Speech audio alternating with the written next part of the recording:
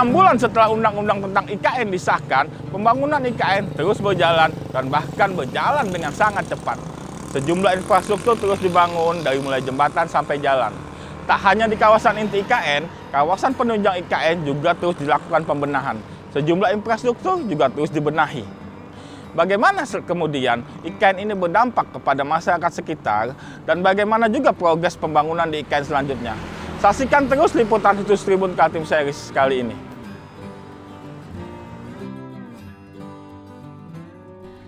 Semenjak ditetapkan kawasan Ibu Kota Negara atau IKN Nusantara, Kabupaten Penajam Pasir Utara, terutama wilayah Kecamatan Sepaku dan sekitarnya mengalami banyak perubahan. Daerah yang dulunya dikenal sebagai daerah transmigrasi ini sekarang bermetamorfosa mempersiapkan diri menyambut berdirinya IKN Nusantara. Sejumlah infrastruktur terus dikebut pembangunannya guna menunjang pembangunan IKN Nusantara yang prosesnya juga sembari berjalan. Kementerian Pekerjaan Umum dan Perumahan Rakyat menganggarkan lebih kurang 264 miliar rupiah. Informasinya, dana tersebut untuk memperbaiki jalan menuju Ibu Kota Negara Nusantara di wilayah Kabupaten Penajam Pasir Utara, Provinsi Kalimantan Timur.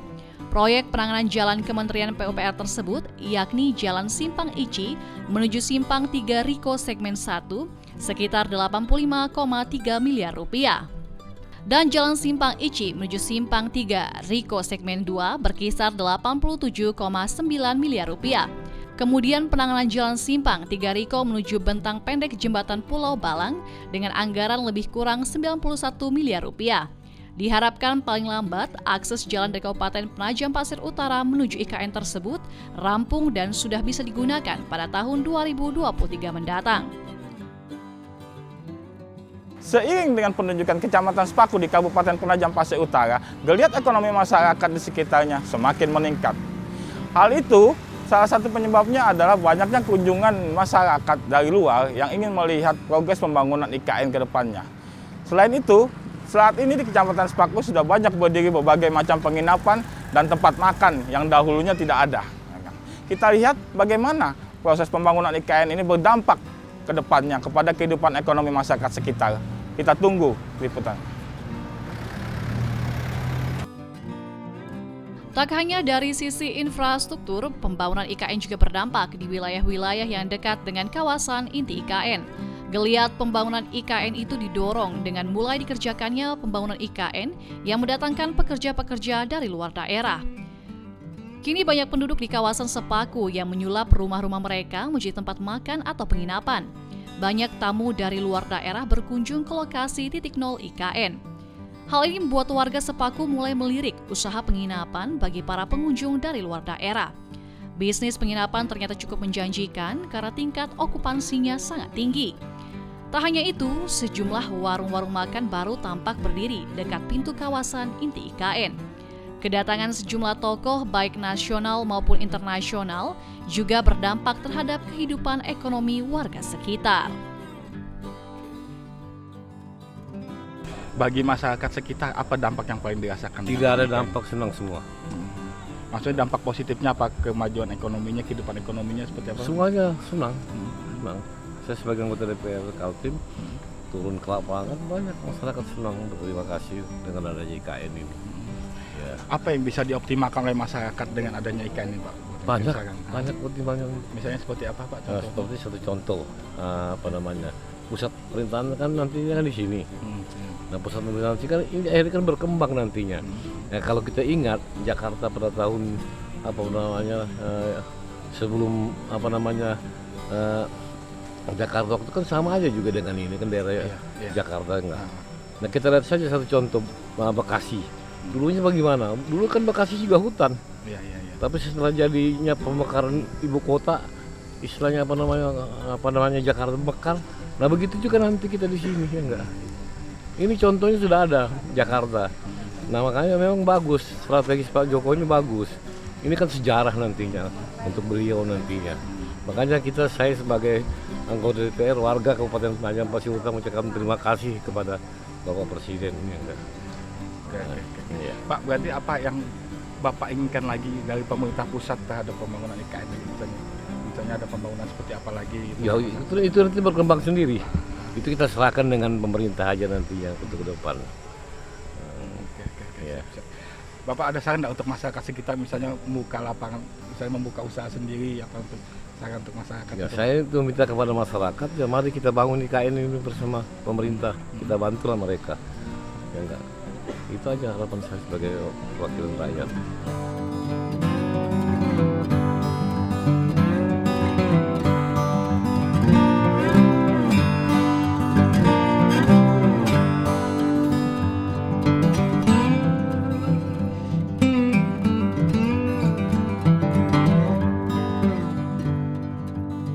Bulan setelah Undang-Undang IKN Nusantara dirampungkan, kondisi di kawasan Sepaku dan semua yang menjadi kawasan inti IKN sudah banyak berubah.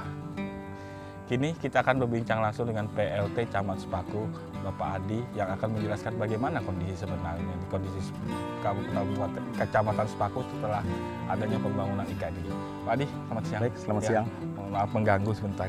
Enggak. Saya cuma bertanya, bagaimana sih sebenarnya progres pembangunan IKN sekarang ini? Baik, ya. Lebih masif lagi pasca ditetapkannya, disahkannya Undang-Undang 3 2022 tentang Ibu Kota Negara ya, tanggal 15 Februari 2022. Tentunya geliat pembangunan Ibu Kota Negara makin kelihatan. Iya. Apa saja yang sudah terbangun setelah 6 bulan sejak disahkan undang-undang itu? Yang dalam 6 bulan terakhir ini ya ada beberapa segmen ya, percepatan jaringan jalan untuk logistik datang, material datang nanti itu sudah terus berprogres, dan sebelum itu juga sudah ada sebetulnya proyek yang support dukung untuk kepentingan IKN sendiri, bendungan Sepaku Semoy, intek Sungai Sepaku, nah itu. Nah, itu infrastruktur, bicara infrastruktur. Ya. Kalau bicaranya kondisi, misalnya bangunan monumental seperti istana atau gedung, kawasan gedung kementerian gitu, Ya. itu apakah sudah mulai berjalan? Belum. Untuk itu belum. Ini baru tahap persiapan. Bahkan ada kabar Bapak Presiden dalam bulan ini, insya Allah di akhir bulan ini ada wacana akan peletakan batu pertama. Mudah-mudahan, doakan saja. Terus bagaimana dengan kondisi infrastruktur menuju ke IKN, terutama di Kecamatan Sepaku nih Pak Adi? Apakah sudah mulai terbangun dia? Baik, ya, kalau itu sudah 2 tahun yang lalu ya, setelah diumumkan sebagian Kabupaten Penajam dan sebagian Kabupaten Kutai Kartanegara jaringan jalan ya melalui proyek preservasi itu sudah semakin membaik. Dan tahun ini insya Allah tuntas dari kilometer 38 Samboja sampai ke Petung Kabupaten Penajam Pasir Utara. Itu sudah tuntas. Apa Tuntas ada tahun pelebaran jalan? Apa ada Ada peningkatan kapasitas jalan? Peningkatan dan sekaligus pelebaran. Ya. Oke. Dan sudah bisa dirasakan sekarang. Untuk ke Petung sudah luar biasa cepat. Itu berarti kalau sampai tembus ke Penajam? Iya, itu sampai Petung. Penajam. Iya, Penajam. Pak, kita bicara soal bukan hanya infrastruktur tapi kondisi masyarakat misalnya Baik. utamanya di Kecamatan Sepaku. Apakah Sedang, ada peningkatan misalnya ekonomi ketika proses pembangunan IKN berjalan gitu kan? Iya. Kalau itu bukan 3 bulan atau 6 bulan terakhir ini ya, 2 tahun terakhir ini sudah dapat dirasakan. Semenjak semenjak IKN diumumkan ya, Betul, lokasi IKN ya. ya. Ketika kajian-kajian, terus kunjungan-kunjungan pejabat maupun ada beberapa konsultan, tim ahli yang melakukan kunjungan ke sini, dampak ekonomi di masyarakat sudah dirasakan. Seperti apa misalnya dampaknya itu, Pak? Ya paling tidak dengan adanya kunjungan tamu-tamu ya, kegiatan-kegiatan persiapan IKN, ya otomatis makan di warung-warung kelontongan masyarakat, belanja di warung sekitar masyarakat kami. Terus juga ada yang nginap di rumah-rumah masyarakat Ya, ya, kami. ya. Ya. Berarti sudah banyak misalnya, kalau dulu kawasan Sepaku kan terkenal kawasan transmigran gitu Betul, Pak Adi, ya. betul. Kalau begitu sudah banyak misalnya masyarakat yang membuka misalnya rumah makan Ya. atau tempat penginapan sudah mulai berkembang apa gimana? Betul, ini dalam beberapa, ya 1 tahun terakhir inilah, Hah? ya banyak rumah-rumah masyarakat tuh yang dirubah, didesain jadi guest house ya, ada yang jadi wisma dan seterusnya. Dan alhamdulillah terasa sudah dampaknya. Ya, bahkan sudah ada yang mengembangkan usahanya ya, yang tadinya wisma terus sudah ada sekarang penginapan ditingkatkan, sudah. Kalau dari data misalnya data statistik, adakah misalnya peningkatan taraf hidup masyarakat ketika pembangunan IKN berjalan? Kami belum melakukan riset ya, dan cuman udah kelihatan lah. Iya, ekonomi di masyarakat kami sudah mulai tumbuh dengan baik secara perlahan, dan apalagi dalam 2 bulan terakhir ini banyak kegiatan-kegiatan pelatihan ya yang dikhususkan untuk masyarakat kami. Ya. Saya tadi lihat di depan pintu masuk menuju kawasan inti IKN banyak sudah berderet warung makan yang Itu untuk memang didirikan untuk para pekerja apa memang gimana? Nah itu justru kemarin malah ada kami bersama tim gabungan melakukan sosialisasi kepada pemilik atau yang melakukan kegiatan membangun di lokasi itu. Dan perlu diketahui lokasi tersebut masuk dalam kawasan inti pusat pemerintahan yang nanti tentunya negara akan membutuhkan untuk kepentingan. Artinya bangunan itu tidak permanen? Tidak permanen. Tidak permanen. Iya. Oke, Pak Adi, terima kasih banyak Baik. atas informasinya. Siap. Semoga Kecamatan Sepaku semakin berkembang Amin. dengan Amin. IKN. Amin. Terima kasih. Geliat ekonomi di IKN diperkirakan bakal semakin meningkat karena menurut Bappenas akan ada 1,7 juta orang baru yang akan menjadi penduduk IKN, ditambah dengan bakal banyak pekerja yang datang untuk membangun kawasan inti dari IKN.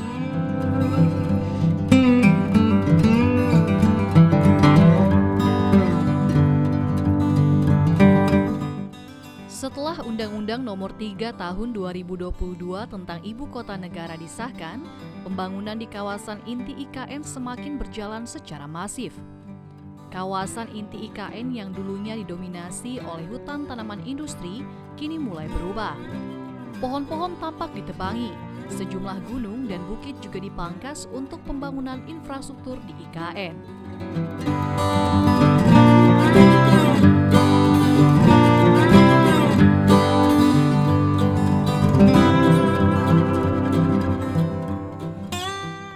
Tribuners, saat ini saya berada di titik utama kawasan inti pusat pemerintahan IKN Nusantara. Rencananya di lokasi ini yang di belakang saya akan dibangun Istana Presiden yang akan menjadi pusat pemerintahan Republik Indonesia di masa depan. Saat ini dulunya kawasan ini sempat menjadi tempat camping dari Presiden Jokowi bersama dengan sejumlah kepala daerah di Indonesia. Saat ini kita lihat proses pembangunan sudah mulai berjalan sedikit demi sedikit. Kita tunggu saja bagaimana nantinya desain dari Istana Negara yang bakal menjadi pusat peradaban baru di Indonesia.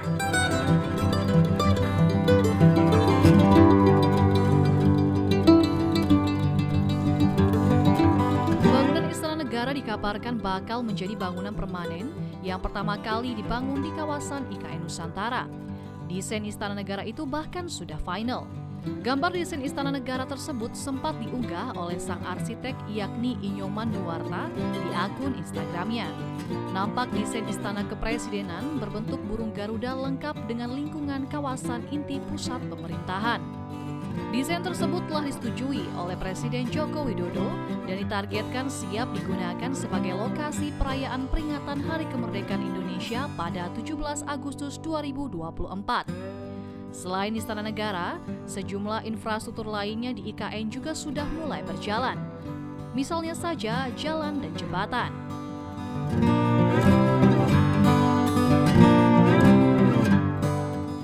Di tengah proses pembangunan IKN yang begitu masif, saat ini sudah berdiri pos pengamanan Kodam 6 Mulalaman di kawasan inti IKN. Pos ini merupakan bangunan pertama yang berdiri di kawasan inti IKN sejak pemerintah pusat menetapkan kawasan di Sepaku Semoy ini sebagai lokasi IKN Nusantara. Posko ini berdiri sebelum Presiden Jokowi melakukan camping bersama sejumlah kepala daerah beberapa waktu lalu. Kita lihat saja bagaimana kedepannya proses pembangunan IKN akan terus berjalan dan kita tunggu saja bagaimana kelanjutannya. Saat berkunjung ke IKN, Kepala Staf Angkatan Darat Jenderal Dudung Abdurrahman mengatakan, markas besar TNI Angkatan Darat di Ibu Kota Negara Nusantara perlu dibangun di lokasi yang strategis. Hal itu diperlukan agar TNI AD bisa mengamankan IKN di Kabupaten Penajam Pasir Utara, Kalimantan Timur dengan lebih maksimal. Sementara sebelumnya Kepala Otorita Ibu Kota Nusantara Bambang Susantono mengatakan, pada tahap pertama, pemerintah akan memfokuskan pembangunan berbagai gedung di kawasan inti pusat pemerintahan seluas sekitar 900 hektar. Di area KIPP akan dibangun Istana Presiden, Istana Wakil Presiden, beberapa kantor kementerian, lembaga tinggi negara, berbagai plaza seperti Plaza Kebangsaan, fasilitas TNI Polri, perumahan dan apartemen, fasilitas esensial penunjang lain seperti pendidikan, kesehatan, kebutuhan sehari-hari, dan tempat hiburan dengan tema yang sesuai dengan kondisi hijau dan ramah lingkungan di Kalimantan.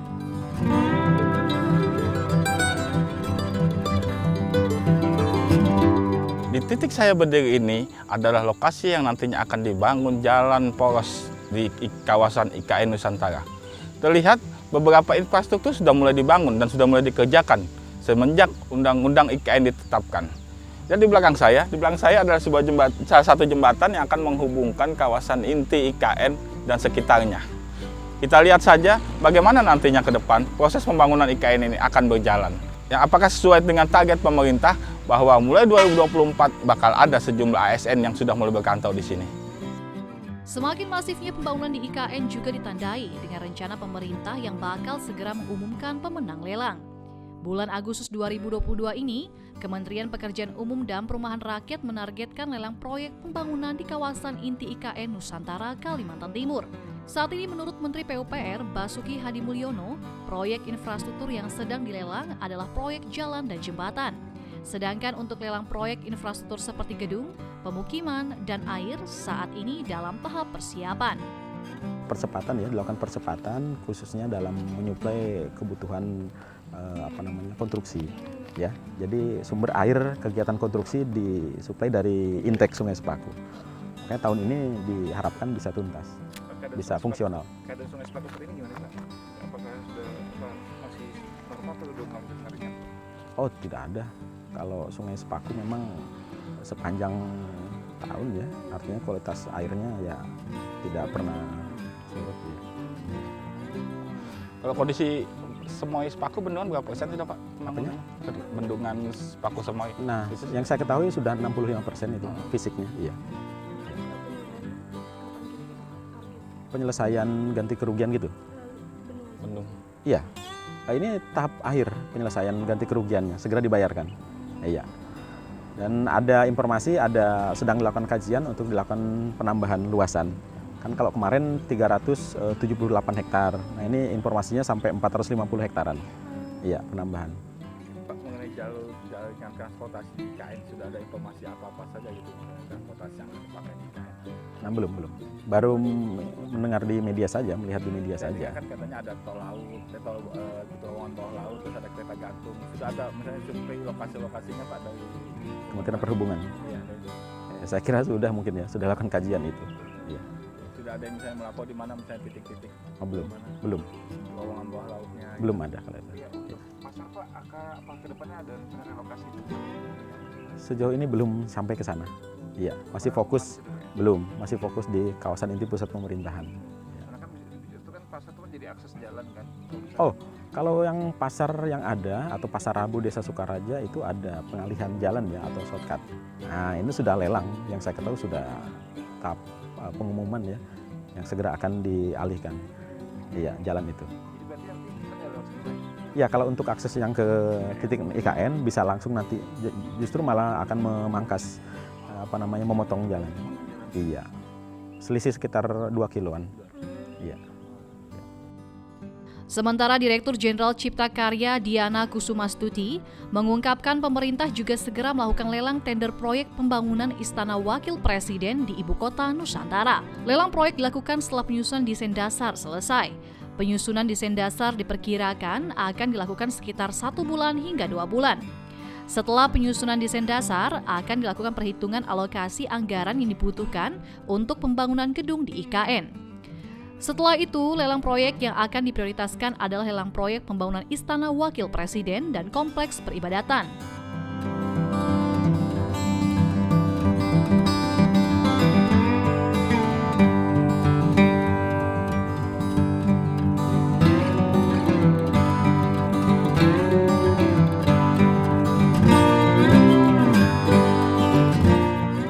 Setelah Undang-Undang tentang Ibu Kota Negara disahkan, pembangunan di kawasan IKN menjadi semakin masif. Sejumlah infrastruktur mulai dikerjakan, mulai dari jalan hingga jembatan. Selain itu, pemerintah juga telah menyiapkan pembangunan untuk para pekerja konstruksi lengkap dengan kawasannya. Kementerian Pekerjaan Umum dan Perumahan Rakyat melalui Direktorat Jenderal Perumahan akan menyiapkan sebanyak 22 tower rumah susun untuk para pekerja konstruksi di kawasan Ibu Kota Negara Nusantara. Rusun tersebut dibangun Kementerian PUPR bersama KSO Wika Gedung dan Adikarya dengan masing-masing tower setinggi 4 lantai dengan teknologi modular yang dapat menampung sekitar 17.000 pekerja konstruksi. Melalui keterangan tertulis, Direktur Jenderal Perumahan Kementerian PUPR Iwan Supriyanto mengatakan ia menginginkan para pekerja konstruksi di IKN Nusantara bisa bekerja dengan aman, sesuai dengan standar dan tinggal di hunian yang layak dan sehat, sehingga hasil pembangunan juga berkualitas dan maksimal. Iwan menerangkan pekerjaan pembangunan rusun pekerja ini harus dilaksanakan secara cepat karena sekitar akhir tahun pekerjaan konstruksi di IKN Nusantara mulai berjalan di lapangan. Saat ini terdapat 2 tugas pembangunan hunian di IKN Nusantara, yakni pembangunan hunian pekerja konstruksi tahap 1 sebanyak 22 tower dan rumah dinas untuk para menteri sebanyak 36 unit. Untuk rusun pekerja konstruksi diperkirakan dapat selesai dibangun dengan target waktu pembangunan sekitar 3 bulan dengan teknologi hunian modular.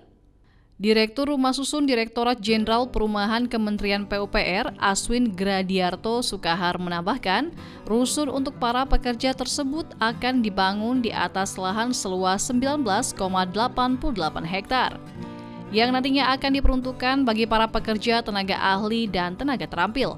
Untuk tahap pertama akan ada 2 site pembangunan rusun pekerja, yakni site 1 untuk tenaga ahli sebanyak 288 orang dan rusun tipe A untuk tenaga ahli 6.912 orang dan tipe B sebanyak 3.136 orang. Selain itu juga site 2 untuk tenaga terampil tipe B untuk 6.272 orang. Pak, ada informasi enggak apa bangunan apa lagi maksudnya mau dibangun lagi yang paling dekat di IKN sendiri? Dalam waktu dekat apa yang mau dibangun? Yang saya ketahui tentunya Istana Negara ya, Istana Wapres, Itu terus kantor Kementerian Koordinator itu diselesaikan, termasuk Mabes, TNI, Polri, terus komplek rumah ibadah, ya itu tahap pertama. Tahap pertama itu dulu Pak ya? Iya. Berarti dimulainya kapan itu Pak? Ada informasi yang Bapak dapatkan itu? Yang kita ketahui di media ya, akhir tahun ini atau diawali dari bulan September ini sudah dimulai. Ya. Lokasi-lokasinya berarti sudah ditetapkan? Sudah ada kalau itu. Iya. Ada informasi awal bakal untuk saat ini pembangunan untuk para pekerja pembangunan ada itu emang ada di sini Pak infonya Pak? Iya, ada tanggal 22 besok ya, 2 hari ke depan ini ada kegiatan groundbreaking, pelaksanaan peletakan batu pertama untuk bangunan atau hunian tenaga kerja konstruksi. Oh, tenaga Iya. konstruksi. Tanggal 22 besok ini. Tapi itu bangunan permanen Pak ya? Saya dengar tidak. Tidak. Iya, Oh. itu 4 lantai tapi bisa saya kira bisa dipindah gitu ya, bisa dibongkar. Rencana itu ada berapa banyak Pak? Yang saya tahu tahap pertama ini 3.000 pintu gitu ya. 3.000 pintu, satu pintunya itu bisa 8 orang, berarti berapa orang itu ya? 24.000.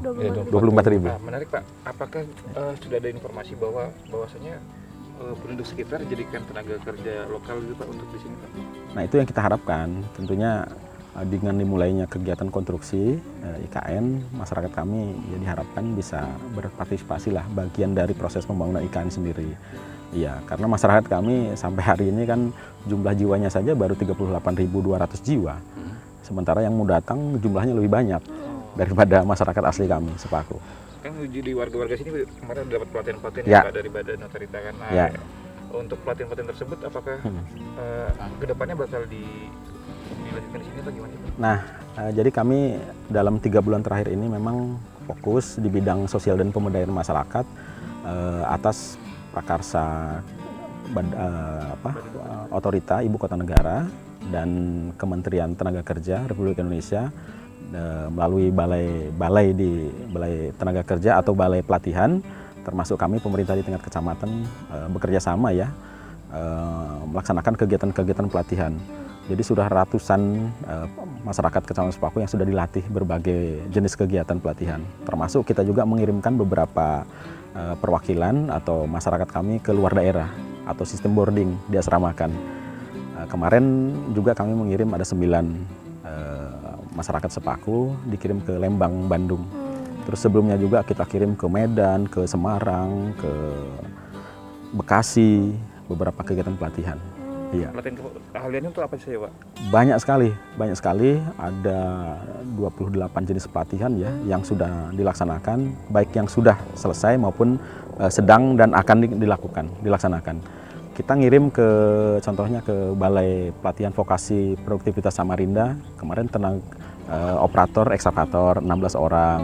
Berarti Terus masih berkaitan dengan pekerjaan pekerjaan konstruksi. Terus insya Allah tanggal 22 juga kegiatan bina konstruksi, pelatihan konstruksi akan dibuka di Kecamatan Sepaku dengan jumlah peserta 160-an. Iya, 2 hari ke depan. Warga kami. Ya. Berarti bisa dibilang warga sini udah siap Pak menyongsong IKN ini, Pak? Ya, secara perlahan pertanyaan itu dijawab oleh negara, oleh pemerintah. Artinya siap kami. Iya.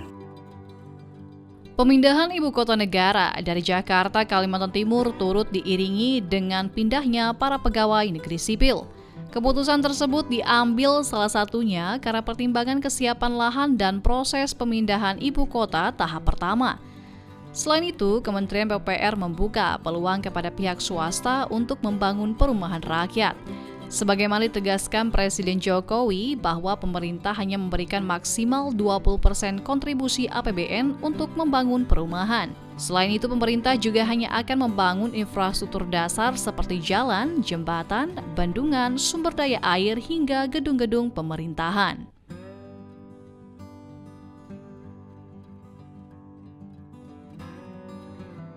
Tribuners, saat ini saya bersama Dirjen Perumahan Kementerian PUPR, Bapak Iwan Supriyanto.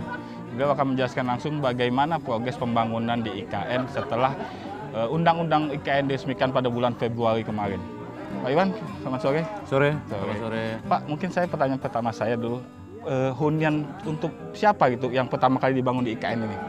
Ya, yang diamanatkan kepada kami sesuai dengan Perpres 63 tahun 2022, sebenarnya ada 3 rumah yang disiapkan. Tetapi yang tahap awal yang harus disiapkan adalah hunian pekerja konstruksi. Jadi artinya kita menyiapkan fasilitas akomodasi atau barak pekerja yang lebih sehat begitu dan lebih baik untuk para pekerja konstruksi yang akan memulai pekerjaan di tahap pertama untuk IKN ini. Konsepnya seperti apa rumah bagi para pekerja konstruksi, Pak?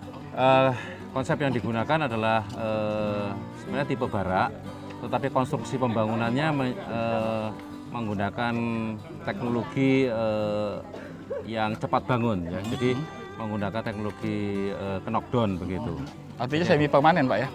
Semi permanen tetapi memiliki ketahanan yang cukup lama, ya, yang cukup panjang. Dan pada saatnya nanti setelah pekerjaan konstruksi sudah selesai, ini dapat dibongkar kembali tanpa ada kerusakan. Dan sebenarnya dapat dimanfaatkan juga untuk untuk hunian yang lain dan sebagainya bisa digunakan. Berapa banyak, Pak, yang disiapkan untuk pekerja konstruksi ini huniannya? Yang tahap pertama yang sesuai dengan alokasi anggaran yang diberikan kepada kami nanti untuk menampung sekitar 17.000. 17.000 pekerja konstruksi ya. Konstruksi di mana bentuknya adalah tower semacam rumah susun tapi hanya 4 lantai. Ya, sebanyak 22 tower dilengkapi dengan fasilitas kesehatan, fasilitas ibadah, kemudian ada fasilitas kantin sehat, ya, dan ada fasilitas penunjang yang lainnya. Artinya pekerja konstruksi dipusatkan di satu tempat gitu. Dipusatkan satu tempat, kemudian para penyedia jasa yang akan bekerja nanti akan menyewa tower atau unit-unit sesuai dengan kebutuhan. Selain rumah bagi pekerja konstruksi, apalagi yang disiapkan untuk khusus untuk mereka? Fasilitasnya. Fasilitas tadi yang saya sampaikan ada fasilitas kesehatan, ya. Kemudian kesehatan ini ada untuk pemeriksaan kesehatan, ada klinik kalau ada misalnya sakit, kemudian ada ruang rawat inap sementara sebelum dirujuk ke rumah sakit terdekat. Kemudian juga ada fasilitas tempat ibadah. Kemudian ada kantin sehat, ya, jadi ya, sampai kapasitas 1.000 orang itu pada saat sekali makan begitu, ya. Nah, itu kita siapkan seperti itu. Ada juga pertokoan kalau malam-malam butuh rokok, butuh permen, butuh minuman kaleng dan sebagainya. Nah, itu akan kita jadi siapkan. menjadi sebuah kawasan terpadu gitu, Pak ya? Iya, kawasan terpadu, kawasan sehat itu ya, yang untuk menunjang aktivitas mereka. Gitu. Mulai kapan, Pak, proses bangunannya dimulai? Ya, insya Allah setelah kontrak dilakukan, kita akan segera mulai. Insya Allah di akhir bulan ini. Targetnya? Nah, ini kita akan laksanakan secara cepat, kemungkinan selama 3 bulan. Selama 3 bulan selesai gitu, Pak ya? Ya. Oke. Dan ini kita harapkan menjadi sebuah tantangan luar biasa semoga nanti ini menjadi rekor muri juga nih pembangunan Tercepat. hunian tercepat. Pak, setelah rumah bagi pekerja konstruksi, apalagi yang kemudian dibangun? Kami juga mendapat amanat untuk membangun rumah untuk menteri ya. Oh, rumah menteri duluan Pak ya? Menteri, Rumah ya. menteri, ya. Ya, ada 36 unit, saat ini sudah tender dan insya Allah nanti sekitar bulan Oktober November akan segera kita mulai. Berarti sudah dihitung jumlah menteri nanti walaupun di periode selanjutnya 36 Kita aja gitu siapkan Pak? 36. Kalau misalnya kabinet yang membengkak itu seperti apa itu Pak? Ya itu nanti kita siapkan di tahap berikutnya kan gitu. Sudah menemukan lokasi gitu Pak? Sudah ada lokasi sesuai dengan penetapan lokasi yang ditetapkan oleh otorita IKN. Desain atau konsepnya seperti apa kalau khusus kalau rumah menteri ini? Karena tendernya kita menggunakan hanya basic design ya, nanti itu dilaksanakan dengan design and build.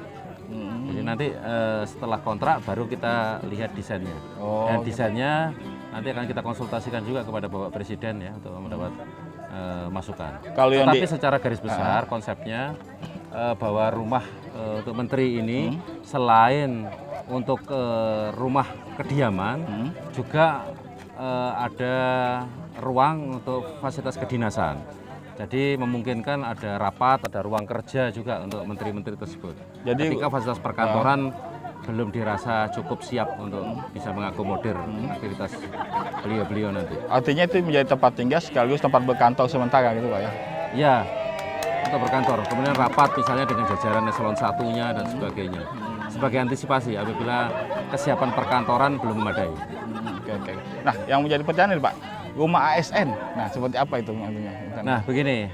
Sebelum ke rumah ASN, sebenarnya amanah dalam pembangunan IKN ini, kontribusi APBN diarahkan hanya sekitar 20% saja. 20% dari Nah, 20% itu difokuskan kepada pembangunan infrastruktur dasar seperti jalan, jembatan, bendungan, sumber daya air, air minum, sanitasi, kemudian drainase, serta bangunan gedung negara. Apa itu bangunan gedung negara? Ada istana, perkantoran, pemerintah, gitu ya, dan objek vital negara yang lain, misalnya markas TNI dan sebagainya. Nah, untuk hunian, karena semangat IKN ini bukan hanya membangun infrastruktur, bukan hanya sekedar pindah ibu kota, tetapi adalah merupakan upaya untuk membangkitkan perekonomian di luar ibu kota yang lama, ya, redistribusi pemerataan ke daerah baru dalam hal ini IKN. Karena itu kita harapkan bahwa pembangunan perumahan ini kita dorong ada investasi. Artinya dari pihak swasta perumahan ASN. Swasta, ya kita harapkan ada investor yang akan membangun dan kemudian nanti ini dapat dimanfaatkan oleh ASN dengan skema tertentu. Konsepnya Misalnya, seperti apa Pak? Apa pemerintah nanti yang membiayai, apa ASN secara pribadi gitu Pak? nah itu sedang dirumuskan. Jadi saya belum tahu pasti karena bukan dalam kapasitas Kementerian PUPR, tapi sedang dirumuskan oleh Kementerian Pendaya-gunaan Aparatur Negara. Jadi apakah skema insentif apa yang akan diberikan kepada para ASN, TNI, Polri yang pindah ke IKN ini? Tapi gambaran desain atau kawasan lingkungan sudah punya makanya. Secara garis besar kita sudah siapkan.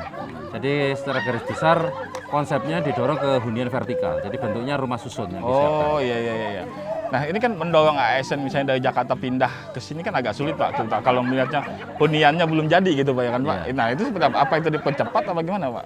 Ya itu kita dorong ke arah sana. Tetapi ini kan kami masih menunggu kan ada Pokja yang mengatur itu ya, yang mengurusi. Tadi yang saya sampaikan dari Kementerian Pan-RB sedang mempersiapkan tadi skema pemindahannya seperti apa, kemudian bentuk insentifnya seperti apa, serta fasilitasinya bagaimana. Nah, ini yang sedang disiapkan.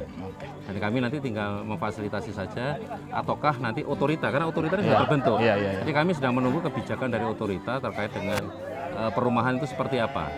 PUPR hanya ditugaskan untuk membangun infrastruktur dasar. Infrastruktur dasar, termasuk Karena fasilitas umum. perumahan dan investasi pembangunan yang lain tentunya akan disiapkan oleh otorita.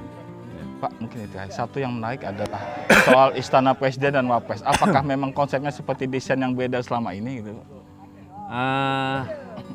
Kebetulan kami tidak ditugaskan menangani yang itu ya, itu Direktur Jenderal Cipta Karya. Tapi mengenai desain, kedua desain untuk Istana Presiden maupun Wakil Presiden kan disayembarakan.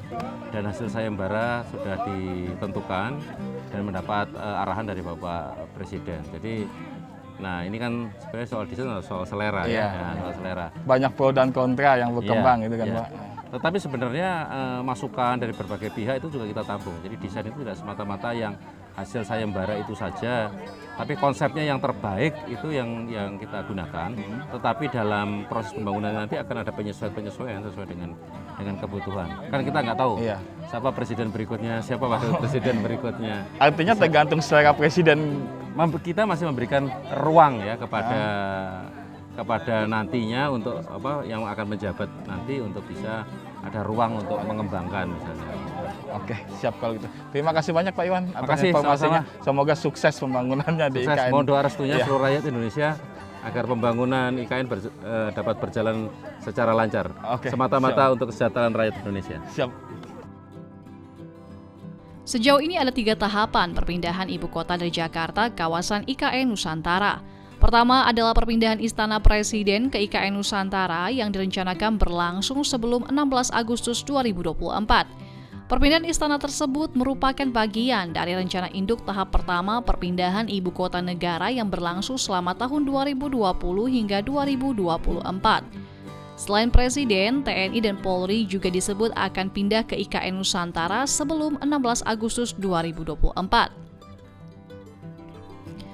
Selain Istana Presiden, pada tahap pertama juga akan dibangun gedung MPR DPR, kantor pemerintahan, serta perumahan di area utama IKN Nusantara. Tahap kedua yakni tahun 2025 hingga 2035 akan dilakukan pengembangan fase kota berikutnya serta menyelesaikan pemindahan pusat pemerintahan IKN. Selain itu, pada tahap kedua ini juga akan dilakukan pengembangan sektor-sektor ekonomi prioritas. Tahap ketiga tahun 2035 hingga 2045 dilakukan peningkatan konektivitas dengan kota besar di sekitar wilayah IKN Nusantara, yakni Balikpapan sebagai penghubung logistik, Samarinda sebagai ibu kota pemerintahan provinsi, serta Penajam Pasir Utara yang menjadi wilayah letak IKN Nusantara. Kemudian pada tahun 2045 yang merupakan tahap akhir, IKN Nusantara diharapkan bisa masuk dalam daftar 10 besar kota paling layak huni. Ibu kota negara adalah manifestasi dan kebanggaan bagi sebuah bangsa. Sudah selayaknya kita sebagai warga Indonesia mendukung pembangunan ibu kota negara yang baru. Karena bagaimanapun juga, IKN adalah etalase bagi Indonesia di depan negara-negara lain di dunia. Mari kita sama-sama mendukung dan menunggu bagaimana pembangunan IKN ini terwujud ke depannya. Saya, Januar, bersama seluruh kru yang terlibat dalam liputan edisi khusus kali ini, pamit. Salam Ibu Kota Negara.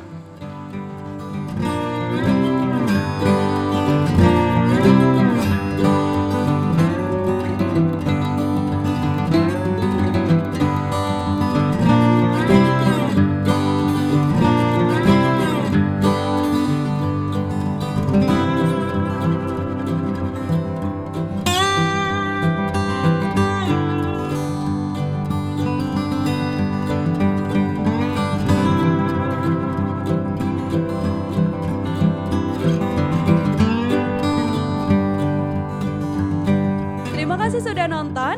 Jangan lupa like, subscribe, dan share ya.